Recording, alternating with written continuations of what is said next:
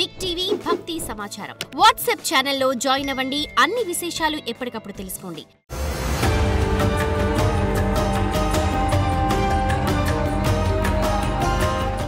ద్వాదశ రాశుల్లో గ్రహ గమనాల్ని ఓసారి వీక్షింపచేద్దాం. మిథున రాశిలో 12 సంవత్సరాల తర్వాత గురువు మరియు శుక్ర భగవానుడు సంయోగ సంచార స్థితి, కర్కాటక రాశిలో రవి బుధ సంచార స్థితి, బుధాదిత్య రాజయోగము, సింహరాశిలో కేతు సంచార స్థితి, కన్యరాశిలో కేతు సంచార స్థితి, కుంభరాశిలో రాహు సంచార స్థితి, మీనరాశిలో శని భగవానుని వక్రగమన సంచార స్థితితో ద్వాదశ రాశుల్లో గ్రహ గమనాలు ఈ విధంగా ఉన్నాయి.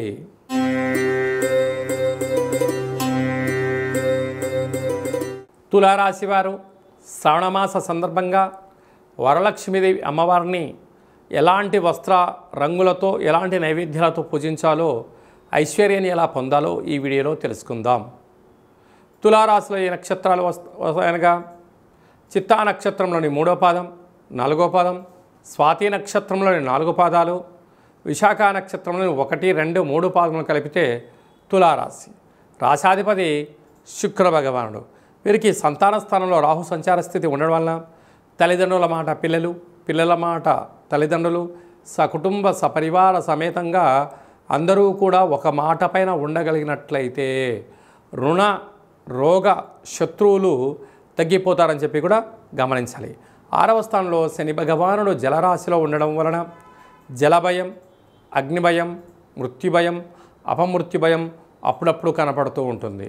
ఇలాంటి కాల సమయంలో సౌమ్యము, ఓపిక, పట్టుదల, ఎవరితోనైనా ఏదైనా పని చేసేటప్పుడు అది పని అవుతుందా కాదా అని మీ మనసును అడగండి. పని అవుతుంది, మీరు మీ మనసు చెప్పింది వెళ్ళండి. లేదు, కొంతకాలం వెయిట్ చేయండి. దీనివల్ల ఏమవుతుందంటే పెద్ద పెద్ద గండాలు, పెద్ద పెద్ద ఇబ్బందులను సునాయాసంగా మీకు మీరే తప్పించుకునే ప్రయత్నం అవుతుందని చెప్పి కూడా గమనించాలి. అలాగే భాగ్యస్థానంలో 12 సంవత్సరాల తర్వాత శుక్ర భగవానుడు గురుతో కలిసి సంచారం చేయడం వలన వివాహ ప్రయత్నం కలిసి రావడం, నూతనంగా వివాహమైన దంపతులు భార్యకు భర్త, భర్తకు భార్య బహుమతులు ఇచ్చి పుచ్చుకోవడము ఆ దంపతుల యొక్క బంధము బలోపేతమవుతుంది. స్థిరాస్తులు, చిరాస్తులు, గృహాలు యోగదాయకం అని చెప్పి కూడా గమనించాలి. అలాగనే రాజ్యస్థానంలో బుధాదిత్య రాజయోగం, ప్రమోషను, వ్యాపారాలు, పెట్టుబడులు యోగదాయకం. ప్రభుత్వ అధికారులతో ఇప్పుడు మీరు సఖ్యతగా మెలగగలిగినట్లయితే గతంలో మీకు రావాల్సిన ధనం రావడం, రుణ సమస్యలు తగ్గిపోవడం, ఆలోచనతో మీరు ముందుకు వెళ్ళగలిగినట్లయితే అధికారుల యొక్క అండదండలు మీ సొంతం కాబోతాయి. అలాగనే ఏకాదశంలో కేతు సంచార స్థితి ఉండడం వలన పూర్తిగా స్వయం కృషి, పట్టుదల, మీరు యొక్క పనులలో నిబద్ధత కలిగి ఉండడం, ఆపై భగవంతుడి యొక్క ఆశీస్సులో ఉండగలిగినట్లయితే ఐశ్వర్యము మీ సొంతం కాబోతుంది. వ్యయంలో కుజుడు ఉన్నాడు, అనవసరమైన ఖర్చులు పొంచి ఉన్నాయి, తస్మాత్ జాగ్రత్త.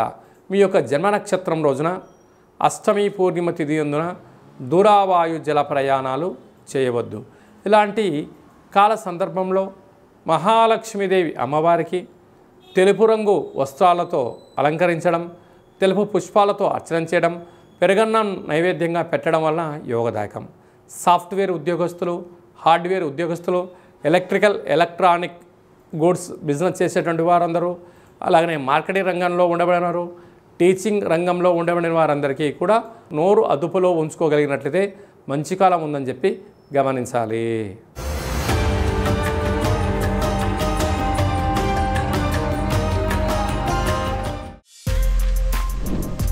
For more videos like this, subscribe Big TV channel.